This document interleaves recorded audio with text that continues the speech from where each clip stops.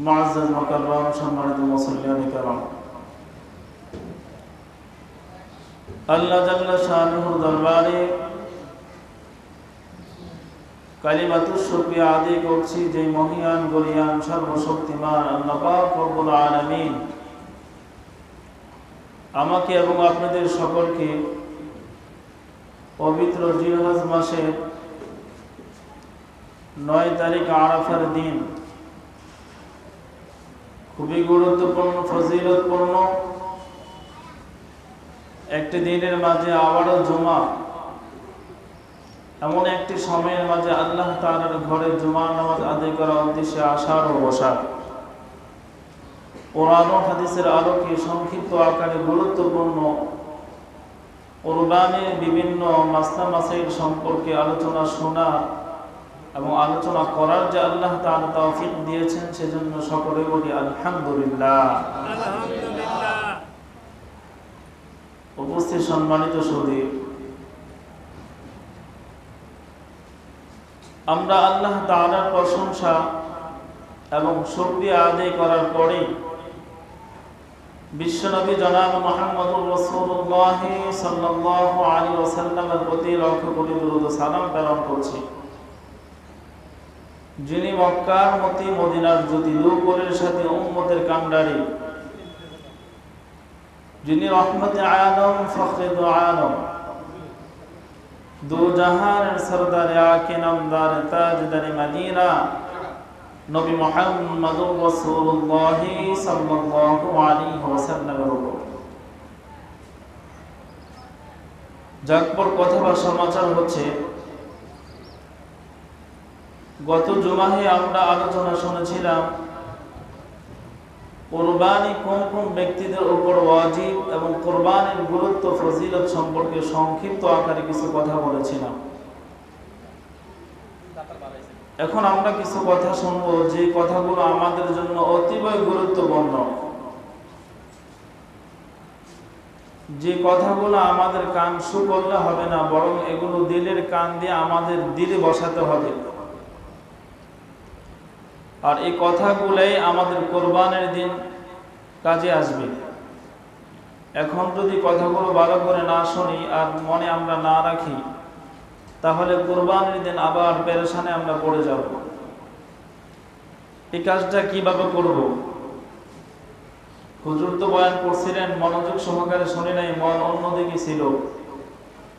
আবারও হুজুরে ফোন দাও বা অন্য কারো কাছ থেকে আবার জেনে নাও। এই পেরেশানি যাতে না থাকে, এখান থেকে যেন প্রতিটি কথা বদ্ধমূল হয়ে থাকে ইনশাআল্লাহ, এরকম নিয়ত করা যায় না?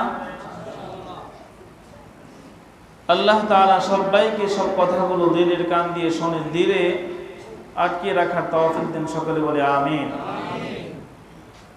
সম্মানিত মুসল্লিয়ান কিরাম, কুরবানি এটা আমরা পশুর মাধ্যমে করি। কিসের মাধ্যমে? কেউ আমরা উট কুরবানি দেই, কেউ আমরা গরু কুরবানি দেই, কেউ আমরা মহিষ দেই, কেউ আমরা ছাগল দেই, কেউ ভেড়া দেই, কেউ দুম্বা দেই। এই 6 প্রকারের প্রাণী নিয়ে আমরা কুরবানি করে থাকি। কিন্তু মানুষ শুধু পশু দিয়ে কুরবানি করে বছরে একবার। এই কুরবানির সাথে সাথে মানুষের আরো অনেক কিছু কুরবানি করতে হয়, যে কুরবানিগুলো শুধুমাত্র বছরে একবার নয়, দৈনন্দিন আপনাকে সে কুরবানি করতে হবে। এমন কিছু কুরবানি আছে যে কুরবানিগুলো আমরা করি না। এর মাঝে 1 নম্বরে হলো আল্লাহ রাসূল সাল্লাল্লাহু আলাইহি ওয়াসাল্লামের হাদিস দ্বারা আপনাদেরকে শোনাচ্ছি। قال رسول الله صلى الله عليه وسلم إنما الأعمال بالنيات।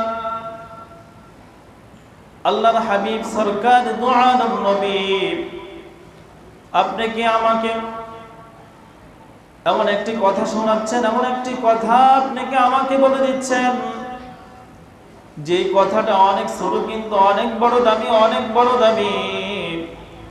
এবং এই কথাটার উপরে আপনার জীবনের সকল কাজগুলো নির্ভর করবে। কেমন কথা? আল্লাহ রাসূল বলেন, যখনই তুমি কোনো কাজ করবা, ওই কাজটা তুমি একমাত্র আল্লাহ তাআলাকে রাজি আর খুশি করার জন্য করবা, নাকি কোনো মানুষ দেখানোর জন্য করবা, নাকি বাহবা পাওয়ার জন্য করবা, নাকি তুমি নেতা হিসাবে সকলের কাছে সবচেয়ে বড় প্রমাণিত হওয়ার জন্য করবা, নাকি তুমি অর্থশালী সম্পদশালী ব্যক্তি হিসাবে সকলের কাছে সবচেয়ে বড় হওয়ার জন্য করবা, না তুমি গণ্যমান্য ব্যক্তি হিসাবে মানুষের কাছে পরিচিতি লাভ করার জন্য করবা? কোন উদ্দেশ্যে করবা? ওই কাজটা করার আগে তুমি নিয়ত করে নাও। তোমার নিয়ত যদি সলিড থাকে, তোমার নিয়ত যদি স্বচ্ছ থাকে, নির্ভেজাল তোমার নিয়ত থাকে, নিয়তের মাঝে কোনো ঝামেলা না থাকে, একদম স্বচ্ছ তুমি নিয়ত করো, তুমি যেমন নিয়ত করবা আল্লাহ পাক রব্বুল আলামিন তোমার ওই নিয়ত অনুযায়ী তোমার কাজকে পূর্ণাঙ্গ করে দিবেন। সুবহানাল্লাহ। তাহলে এই বিষয়টা কিন্তু ছোট না, অনেক বড়। যে বিষয়টা আপনার জীবনের প্রত্যেকটা বিষয়ের সাথে সম্পৃক্ত, আবার এমন এটা প্রত্যেকটা কাজের শুরু, শেষ নয়। প্রত্যেকটা কাজের কি শুরু? শুরুতেই যদি আপনার ভালো হয়, তাহলে শেষটাও কি হবে? ভালো হবে। এজন্য আল্লাহর হাবিব বলতেছেন, তোমরা শুধু কোরবানি করবা আল্লাহর জন্য, আর বাকি যে সমস্ত কাজগুলো তোমাদের আছে দৈনন্দিন মুসলিম হিসাবে, ওই সমস্ত কাজগুলো তোমরা কার জন্য করবা? ওই সমস্ত কাজগুলো তোমরা কার জন্য করবা? কোরবানি আল্লাহ তাআলার নামে করলাম, নামাজ কার জন্য পড়লাম, রোজা কার জন্য রাখলাম, হজ আমি কার জন্য আদায় করলাম, দান সাদাকা যেগুলো কার জন্য করলাম, আমি মানুষকে সাহায্য সহযোগিতা যে করেছি এগুলো কার জন্য করলাম, আমি মানুষকে সেবা দিচ্ছি এগুলো কার জন্য আমি করলাম, আমি মানুষকে দয়া নম্রতা উদারতা ভালোবাসা প্রীতি মহব্বত আদান প্রদান করি এগুলো আমি কার জন্য করলাম, এগুলো আমাকে আগে ভাবতে হবে আমি কাকে রাজি আর খুশি করার জন্য করছি।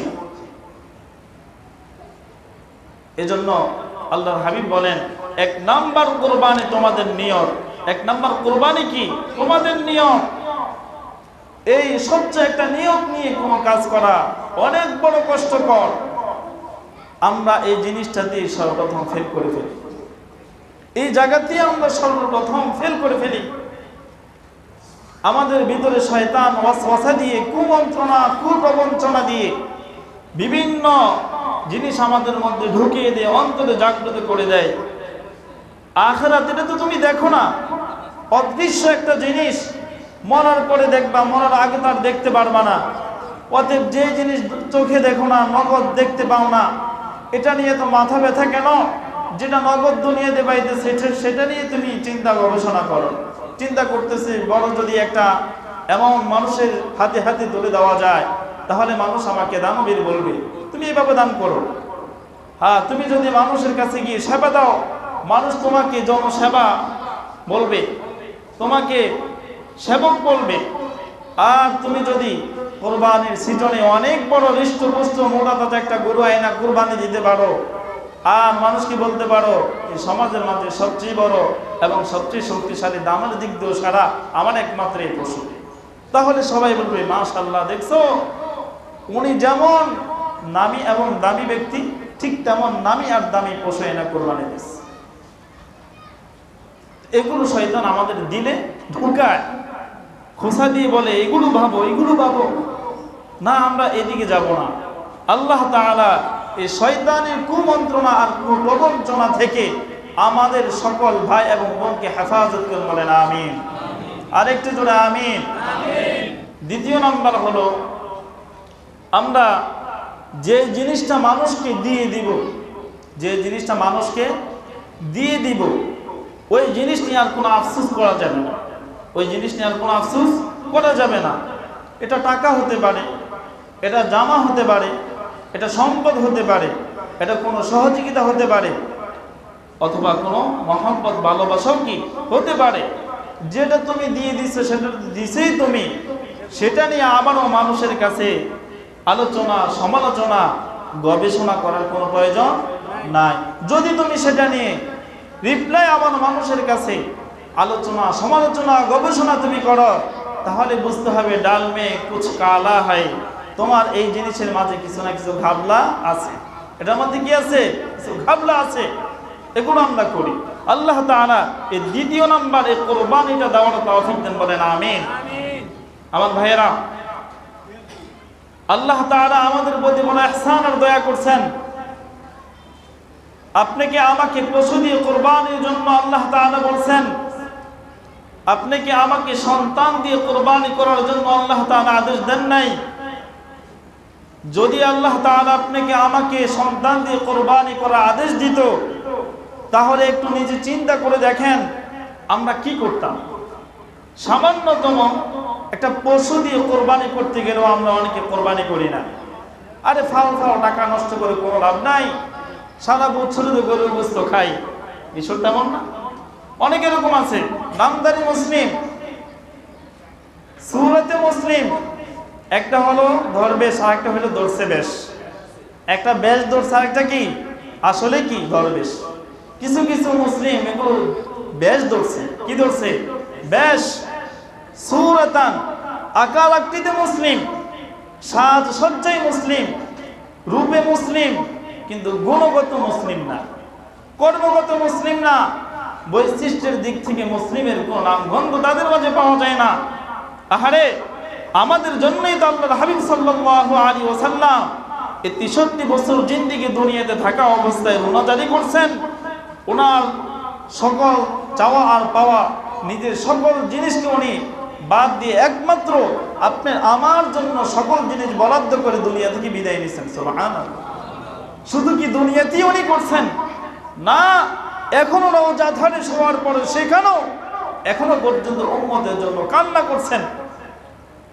কেমন দরদি নবী! আল্লাহ রাসূলের এক সাহাবী একদিন স্বপ্নে যখন দেখছেন আল্লাহর হাবিব সাল্লাল্লাহু আলাইহি ওয়াসাল্লামের রওজা মুবারকের মাঝে চতুর্দিকে পানি দেখা যায়, পানি দেখা যায়, চিকচিক করছে আর কাদামাটি দেখা যায় আল্লাহ রাসূলের রওজার মাঝে।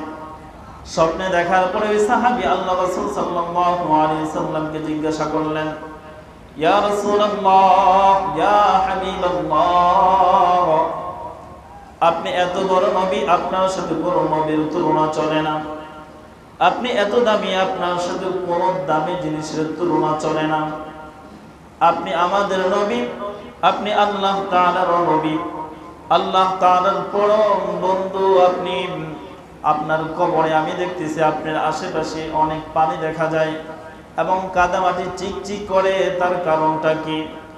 আল্লাহর হাবিব সাল্লাল্লাহু আলাইহি ওয়াসাল্লাম ওই সাহাবীকে সম্বোধন করে বললেন, ওরা আমার সাহাবী, আমি দুনিয়াতে থাকাকালীন অবস্থায় কোন একটা মুহূর্ত উম্মতের জন্য কান্না ছাড়া কাটাইনি। আমার 63 বছর জিন্দেগি একমাত্র উম্মতের জন্য আমি বরাদ্দ করে দিয়ে এসেছিলাম। উম্মতের জন্য আল্লাহ তাআলার কাছে দোয়া করে এসেছিলাম। ওই দুনিয়া থেকে আসার পরে রওজা ধারে শুয়ে শুয়ে এখনো পর্যন্ত আমি নবীর চোখের পানি বন্ধ হয় নাই। সুবহানাল্লাহ।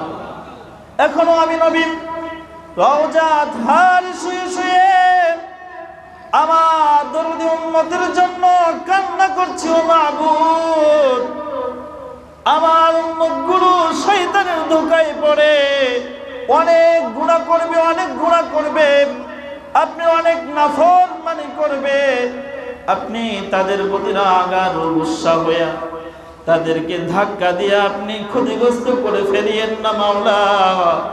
তাদেরকে ধাক্কা দিয়ে জাহান্নামের মধ্যে আপনি ফেলে দিয়েন না গো আল্লাহ।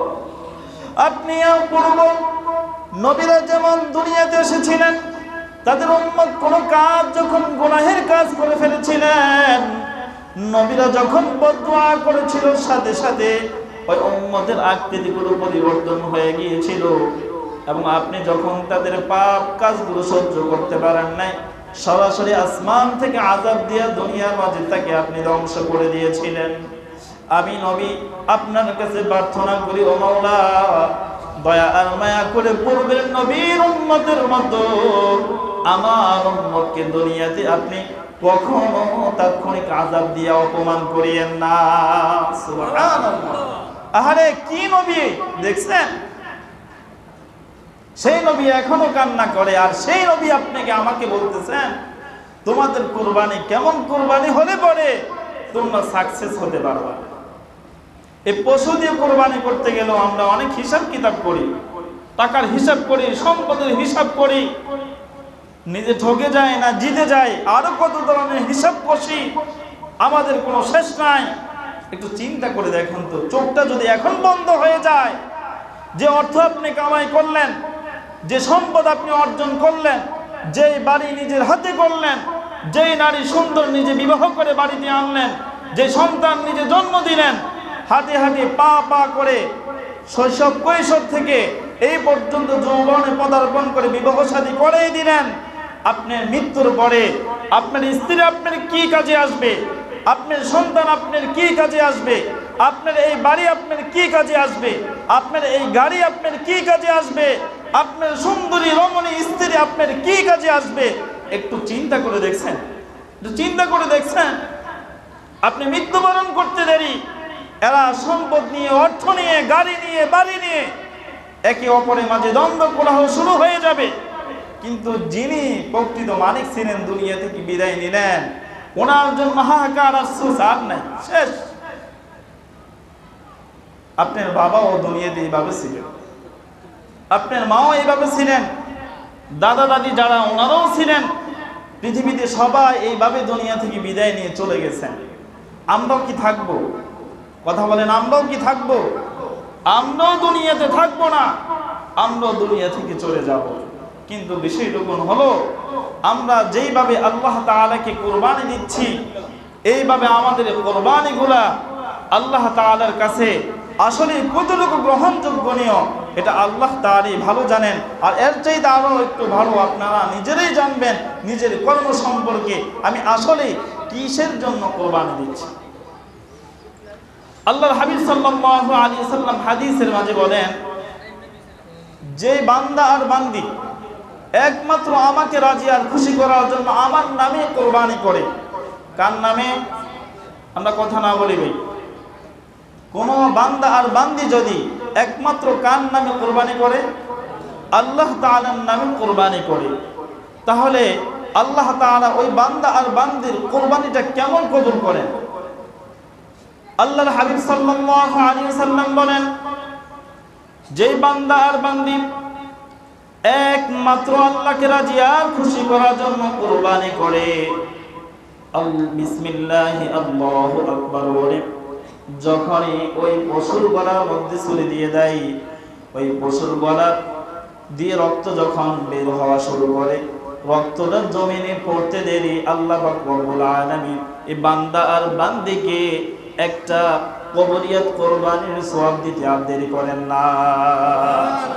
শুধু তাই নয়, আল্লাহ পাক রব্বুল আলামিন এই বান্দা বান্দিকে সবচেয়ে নিকটতর হিসেবে ঘোষণা দেন, দুনিয়ার কোনো জমিনে নয়, আরশে মহল্লায় বসে কাদের সাথে? যেই ফেরেশতারা আল্লাহ তাআলার আরশকে কাঁধে নিয়ে ওনারা দাঁড়িয়ে আছেন, আটজন ফেরেশতাকে লক্ষ্য করে আল্লাহ তাআলা বলেন, ওরে ফেরেশতা, তুমি দুনিয়ার দিকে একটু তাকায়া দেখো, আমার এই বান্দা আর বান্দিগুলা যে পশুরা জবাই করলো কার নামে করছে? ফেরেশতারা বলে, আল্লাহ গো, আপনার এই বান্দা আর বান্দি তো আপনার নামেই পশু কোরবানি করছে। আল্লাহ তাআলা বলেন, দুনিয়াতে যখন আমি তাদেরকে বানানোর জন্য তোমাদের সাথে পরামর্শ করলাম, ও ফেরেশতারা, আমি তো বনি আদম একটা সম্প্রদায় বানাতে চাই, তোমরা কি বলো?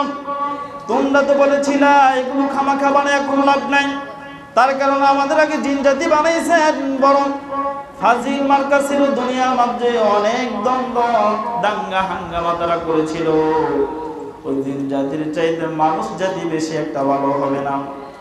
কিন্তু এখন তোমরা দেখো এই বান্দার বান্দিগুলো আসলে জিন জাতির চাইতে তোমাদের চাইতে ভালো কাজ করতে পারে কি পারে না? সুবহানাল্লাহ। আমরা আল্লাহ তাআলার গুণকীর্তন এবং আল্লাহ তাআলার নামে কোরবানি করছি দুনিয়াতে, আর আপনি কি আমাকে নিয়ে আলোচনা চলছে কোথায়? আরশ মহল্লাতে। সুবহানাল্লাহ। তাহলে ইনশাআল্লাহ এইভাবে আমরা সকলে কোরবানি করব তো ইনশাআল্লাহ। আসুন এখন গুরুত্বপূর্ণ কথাগুলো আমরা শুনে নিই। কোরবানির পশু জবাই করার পদ্ধতি। আমরা যে কোরবানির পশুটা জবাই করব, জবাই করার পদ্ধতিটা কি, নিয়মটা কি? আমরা পশু কোরবানি করার সময় অনেকে পশুকে খাবার দেয় না। কি দেয় না? পানি খাওয়ায় না, ঘাস তাকে দেয় না, অথবা খের তাকে দেয় না, ভুসি তাকে দেয় না। কেন দেয় না? আমরা এই কারণে দেই না, পানি অথবা অন্য কোনো খাবার যদি তাকে খাওয়ানো হয়, জবাই করার পরে ভুঁড়িতে এগুলো যখন জমাটবদ্ধ হয়ে থাকবে, এগুলো পরিষ্কার পরিচ্ছন্ন করতে কষ্ট হবে। কথাটা ঠিক না? ঠিক কি না? এই জন্য আমরা তাদেরকে খাবার দিই। আচ্ছা, আমরা তো মানুষ, আমাদের ভিতরে প্রাণ আছে না নাই? আপনার আমার মা বাবা অথবা আমি আপনি যখন মৃত্যুর শয্যায় কাতর হয়ে যায়, তখন যদি বলি বাবারে একটু পানি আমাকে দাও, তখন পানি আমরা দেই কি দেই না? তখন আপনাকে পানি কেন দেওয়া হয়? আপনি তো তখন বলেন সন্তান হিসেবে বাবাকে, বাবা শেষবারের মতো তোমার কোনো ইচ্ছা থাকলে আমাকে বলো, কি খেতে মন চাই তোমার, খালি বলো। বলি কি বলি না? কোনো বাবা যদি তখন বলে, তাহলে বাবাকে আমরা সেই মনের ভালো প্রিয় জিনিসটা এনে দেই কি দেই না? কিন্তু গরু কি তার বাকশক্তি আছে? সে বলতে পারে, কিন্তু পেট দেখলে বোঝা যায় কি যায় না তার ক্ষুধা আছে না নাই? বোঝা যায় না? যায়। কিন্তু আমরা কি খাওয়াই? খাওয়াই। তাকে আমরা মরার আগে আরেকটা মৃত্যু দিয়ে দিস, তাকে জবাই করার আগে আরেকটা জবাই আমরা দিয়ে দিস। এই এক নাম্বার কোরবানির মধ্যে এক খটকা। দ্বিতীয় নাম্বার হলো, কোরবানির পশু যখন আমরা কোনো গড়ে অথবা কোনো মাঠে অথবা কোথাও আমরা বেঁধে রাখছি, সেখান থেকে কোরবানির পশুটা জবাই স্থানে নেওয়ার ক্ষেত্রে এটা একটু আপনি পিছন দিকে টানা ধরে, যেতে চায় না। ওই ক্ষেত্রে আমরা তাকে প্রহার করি, বেত দিয়ে আমরা আঘাত করে। এমনও মানুষ দেখছি লাথি পর্যন্ত মারে, নাউজুবিল্লাহ। কোরবানির পশুরে কি করে? পাও দিয়ে লাথি পর্যন্ত মারে। আমরা তো মানুষ, আমাদের ভিতরে একটা প্রাণ আছে। প্রাণশীল মানুষই যদি আরেকটা জিনিসের যার মধ্যে প্রাণ আছে তার প্রতি দরদ আর মায়া মহব্বত না জাগে, এটা কি কোনো মানুষ হইতে পারে? কোন প্রাণী হইতে পারে?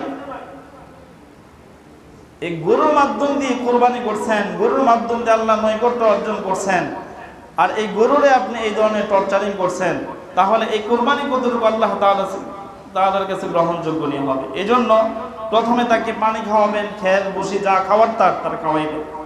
এরপরে জবাই স্থানে নেওয়ার ক্ষেত্রে তাকে কোনো প্রহার করবেন না, আস্তে আস্তে নিচে পোষা দিবেন, আদর যত্ন সহকারে আস্তে আস্তে নেবেন। নাম্বার 3, কোরবানির পশুটাকে আমরা মাটিতে শুয়ে দিব, দক্ষিণ দিকে মাথা দিব। কোন দিকে?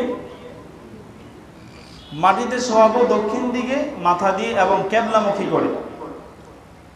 উত্তর দক্ষিণ করবেন, দক্ষিণ দিকে মাথা দিবেন আর মাথাটা কেবলামুখী করবেন। আর যিনি জবাই করবেন, কোরবানির পশু যিনি জবাই করবেন, উনিও কেবলামুখী হয়ে দাঁড়াবেন। পশুকে উত্তর দিকে দক্ষিণ দিকে মাথা দিয়ে কেবলামুখী করা এবং যিনি জবাই করবেন উনি কেবলামুখী হয়ে দাঁড়ানো, এটা হলো সুন্নতে মুআক্কাদা। কি সুন্নতে মুআক্কাদা? যার স্থান হলো ওয়াজিবের পরে। কিসের পরে? প্রথম হলো ফরজ, তারপর হলো ওয়াজিব, তারপর হলো সুন্নতে মুআক্কাদা। জিনিসটা খুব গুরুত্বপূর্ণ না? তা আমরা অনেক সময় এগুলো লক্ষ্য করি না, লক্ষ্য করতে হবে। এরপরে যখন এই পশুটার গলার মধ্যে ছুরি দিব, ছুরি দেওয়ার আগে ছুরিটা দেখতে হবে এটা ভালো কিনা, ধারালো কিনা, বোতা মার্কা নাকি। কেন দেখেন, আল্লাহ রাসূল সাল্লাল্লাহু আলাইহি ওয়াসাল্লাম একদিন কোরবানির সময় কোরবানির পশু জবাইয়ের জন্য গেলেন। এমন সময় দেখতেছেন একটা ছাগি আনা হয়েছে। কি ছাগি চেনেন? যেটা মহিলা আর কি, ছাগল ছাগি। একটা ছাগি আনা হয়েছে। এখন যিনি জবাই করবেন পশুটাকে আগে শোয়া রাখছে। আগে কি করছে? শোয়া রাখছে, পশু শোয়া, এরপরে উনি ছুরি ধার দিতে গেছে। ওই ব্যক্তি ছুরি ধার দিতে আছে, এদিক দিয়ে ওনারা পশু শোয়া রাখছেন এই ছাগিকে।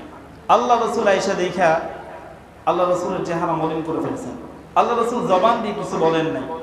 আল্লাহ রসুল কোন কাজে রাজি আর খুশি না, এটা সাহাবী কেরাম রসুলের চেহারা মোবারক দেখলেই বুঝতে পারতেন। যখন আল্লাহ রসুল চেহারা মলিন করে তাদের দিকে মুখ ফিরিয়ে নিলেন, সাহাবী কেরাম বুঝতে পারলেন আমাদের কাছে কোনো কি সমস্যা হয়েছে। শুধু মুখ ফিরিয়ে আল্লাহ রসুল ক্ষান্ত নয়, দ্বিতীয়বার আল্লাহ রসুল সাল্লাল্লাহু আলাইহি ওয়াসাল্লাম ওই সাহাবীকে লক্ষ্য করে বললেন, পশুটাকে তুমি একবার জবাই করার আগে কয়েকবার জবাই করে দিয়েছো। তোমাকে যদি তার স্থানে হাত পাও বেঁধে এইভাবে উপর করে ফেলে রাখা হতো, তাহলে কি পরিমাণ কষ্ট সে সহ্য করতেছে সেটা তুমি বুঝতে পারতা।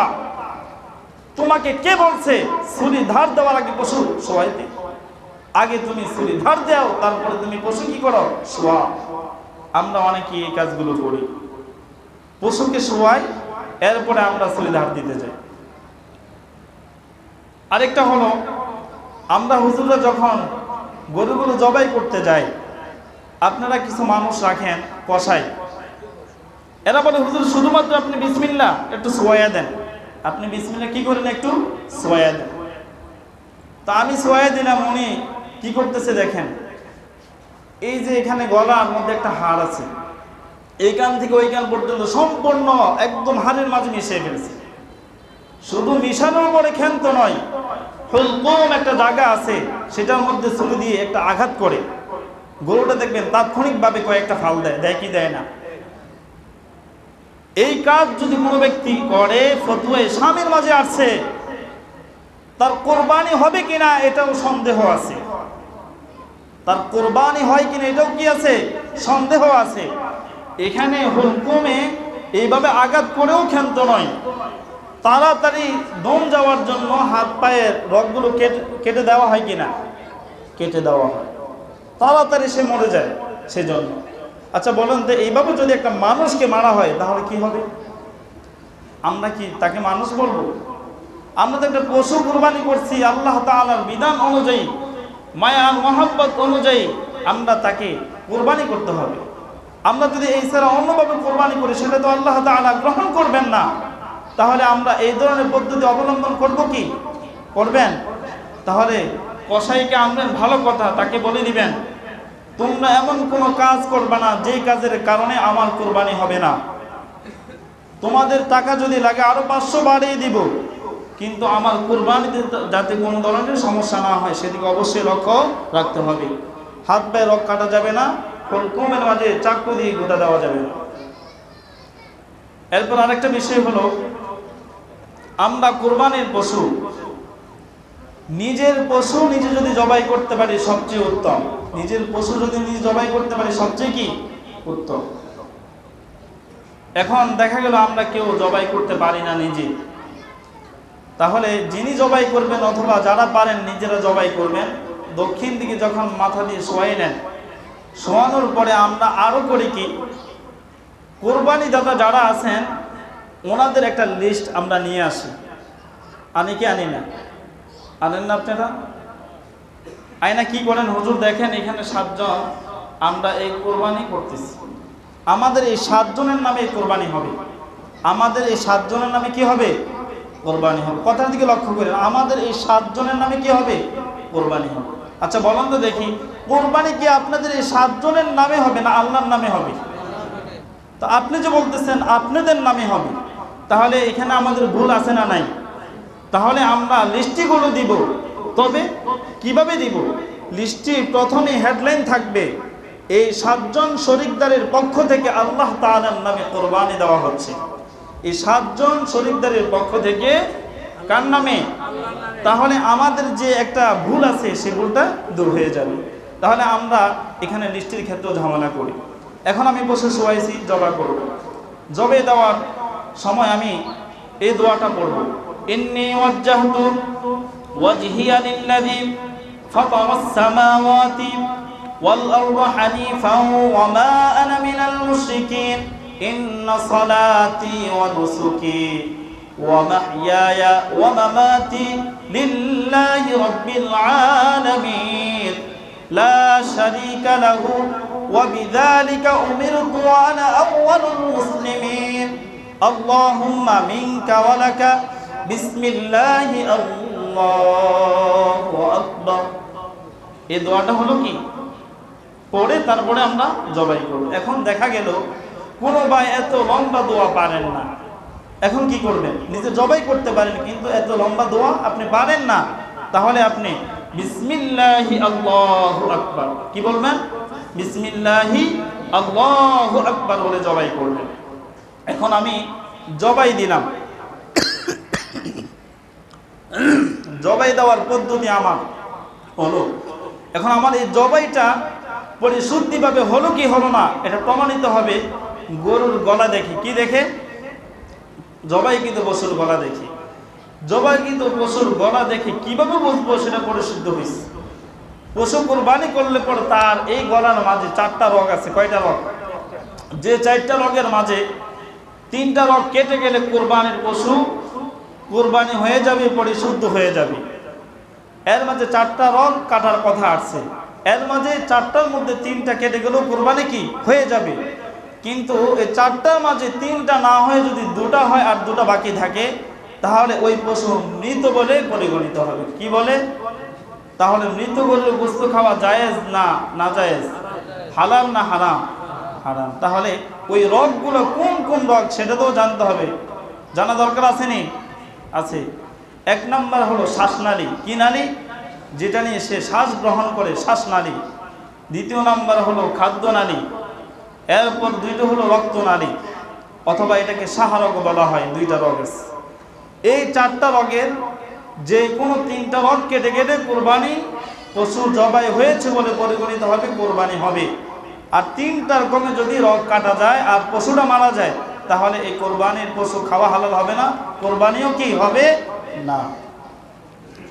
এখন কোরবানির পশু আমি জবাই করে ফেললাম, জবাই করার পরে আপনাকে আমাকে একটা দোয়া পড়তে হবে। জবাই করার পরে একটা দোয়া পড়তে হবে, আল্লাহুম্মা তাকাব্বাল মিন্নি কামা তাকাব্বালতা মিন হাবিবিকা মুহাম্মাদিন ওয়া খলিলিকা ইব্রাহিম আলাইহিস সালাতু ওয়াস সালাম।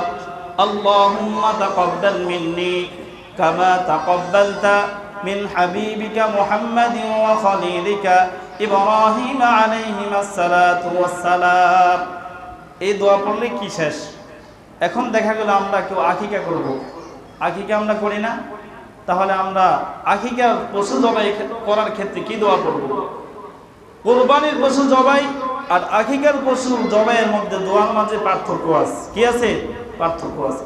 আকিকার পশু যদি আমরা জবাই করি সেখানে দোয়া পড়তে হবে, আল্লাহুম্মা হাদিহি আকিকাতু বনিন দামুহা বিদামিহি ولحمها بلحمه وعظمها بعظمه وجلدها بجلده وشعرها بشعره إني وجهت وجهي للذي فطر السماوات والأرض حنيفا وما أنا من المشركين।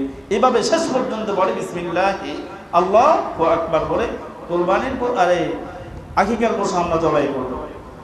এখন দেখা গেল হুজুর একই পশুতে আকিকাও দিতেছি কুরবানিও দিতেছি, আকিকাও দিতেছি কুরবানিও দিতেছি, এই ক্ষেত্রে কি করব? আর এত দীর্ঘ দোয়া তো আমরা পারিও না, আমরা করবো কি? ঝামেলা না? যেখানেই ঝামেলা সেখানেই সমাধান। বলা হয়েছে যদি তুমি না পারো যিনি পারে তাকে দিয়ে জবাই করাও, যিনি পারে ওনাকে দিয়ে জবাই করাও। তুমি পারো না, যে কাজ তোমাকে দিয়ে হবে না সেই কাজের কাছে তুমি যাইও না, তুমি দূরে থাকো। যে কাজ পারে তাকে আনো। এখন আনলেন, আল্লাহ রাসূল বলতেছেন আমি না, ফতোয়া শামী এবং ফতোয়া রহমানিয়ার মাঝে সুস্পষ্টভাবে লেখা, কোন ব্যক্তি দিয়ে যদি তুমি কুরবানির পশু জবাই করাও, জবাইয়ের পরে তাকে যদি তুমি পারিশ্রমিক না দাও, তোমার কুরবানির সাথে জবাই কিন্তু ব্যক্তিও শামিল থাকবে। তাহলে কোরবানি একটা গরুর মধ্যে দেওয়াতে 7 জন, আর হুজুর সহ যদি আরেকজন অ্যাড হয় কয়জন হয়? 8 জন। 8 জনে কি একটা পশুর মধ্যে কোরবানি দেওয়া যায়? তার মানে কোরবানি কি হবে? তাহলে দেখেন একটা গরু আমরা ক্রয় করে 1,20,000, 1,30,000 এরকমভাবে মোটামুটি যার যার সাধ্য অনুযায়ী, সামর্থ্য অনুযায়ী আমরা গরু কিনি। কেনার পরে 3 থেকে 400-500 টাকা দিতে আমাদের অনেক কষ্ট হয়। এটা আমার জন্য বলতেছি না, এখানে অনেক মেহমানও থাকতে পারেন, অন্যান্য এলাকার আছেন না, অনেকের আছেন। এটা মাসালা বলতেছি, আমাদেরকে দিলেও খুশি, না দিলেও খুশি, আমরা আপনাদের খেদমতে নিয়ে যেত, সমস্যা নেই। তবে এই মাসালা জানা আমাদের সকলে জানা থাকা কি দরকার। তাহলে যিনি জবাই করবেন ওনাকে অবশ্যই ওনার পারিশ্রমিক দিয়ে দিবেন। এই ক্ষেত্রে আমরা কেউ কষাকষি করবো না, মনোমালিন্য আমরা অবশ্যই করবো না। করবেন ইনশাল্লাহ? ইনশাল্লাহ কেউ করবো। এরপরও পশু আমরা জবাই করে ফেললাম। পশু জবাই করার পরে এই পশুটার মাঝে কয়টা জিনিস আমাদের জন্য হালাল আর কয়টা জিনিস আমাদের জন্য হারাম, এই জিনিসটার প্রতি আমরা লক্ষ্য করি না। এই জিনিসটার প্রতি লক্ষ্য না করে আমরা হালাল বস্তুর সাথে হারাম বস্তুগুলো কি অ্যাডজাস্ট করে ফেলি, মিশিয়ে ফেলি, যেই কারণে হালাল অংশটা হারামের কারণে কি হারাম হয়ে যায়। এরকম 7টা অংশ, কয়টা? একটা পশুর মাঝে, সেটা ছাগল হোক, গরু হোক, মোরগ হোক, যে পশুগুলো খাওয়া হারাম, এই প্রত্যেকটা পশুর মাঝে আপনার 7টা জিনিস হলো হারাম। কয়টা জিনিস? 7টা জিনিস। 1 নাম্বার হলো পুরুষ লিঙ্গ। 1 নাম্বার কি? পুরুষ লিঙ্গ। 2য় নাম্বার স্ত্রী লিঙ্গ। 3য় নাম্বার মূত্রথলি। 4র্থ নাম্বার পিঠের হাড়ের, এই যে হাড় আছে, পিঠের হাড়, মেরুদণ্ড, এটার ভিতরে রগ থাকে অথবা মজ্জা থাকে। রগ থাকে অথবা কি থাকে? মজ্জা থাকে। এগুলো খাওয়া কি হারাম। এরপর হলো গরু অথবা ছাগল, বকরি, ভেড়া, দুম্বা, মহিষ, এগুলোর চামড়ার ভিতরে যদি টিউমারের মতো গোল গোল কোনো উঁচু গোস্তের টুকরা থাকে, এগুলো কি সম্পূর্ণ হারাম। এরপর হলো অন্ডকোষ। এরপরে কি? অন্ডকোষ। তারপর পিত্ত। পিত্ত চেনেন না? পিত্ত যে জিনিসটা অনেক মিষ্টি, অনেক মিষ্টি না? মাশাআল্লাহ, জানেন, দেখা যায়। তারপরে হলো প্রবাহিত রক্ত। তারপরে কি? প্রবাহিত রক্ত। যে জবাই করার সময় যে রক্তটা বের হয়, ওইটা যদি কারো শরীরে পড়ে, কাপড়ে পড়ে, শরীরও নাপাক হবে, কাপড়ও নাপাক হবে, তাকে গোসল করতে হবে। এই কাপড় দিয়ে এই শরীর নিয়ে নামাজ পড়া যাবে না। এবং এই রক্ত যদি, যে রক্তটা প্রবাহিত হইয়া গরুর গোস্তের মাঝে লাগছে, এই গোস্তের অংশটা আপনাকে ধৌত করতে হবে। কি করতে হবে? ধৌত করতে হবে, এই রক্ত যাতে গোস্তের মাঝে না থাকে। মনে থাকবে তো ইনশাল্লাহ? তাহলে একটা পশুর মাঝে কয়টা অংশ হারাম? জোরে কয়টা অংশ হারাম? 7টা। কি কি বলেন তো দেখি? 1 নাম্বার পুরুষ লিঙ্গ। 1 নাম্বার কি লিঙ্গ? 2 নাম্বার স্ত্রী লিঙ্গ। 3 নাম্বার মূত্রথলি। 4 নাম্বার পিঠের হাড়ের ভিতরে অর্থাৎ মেরুদণ্ডের ভিতরে রগ অথবা মজ্জা। এরপর হলো আপনার চামড়ার নিচে টিউমারের মতো গুটুলি মার্কা গোস্তের টুকরা। এরপর হলো আপনার অন্ডকোষ, পিত্ত, প্রবাহিত রক্ত।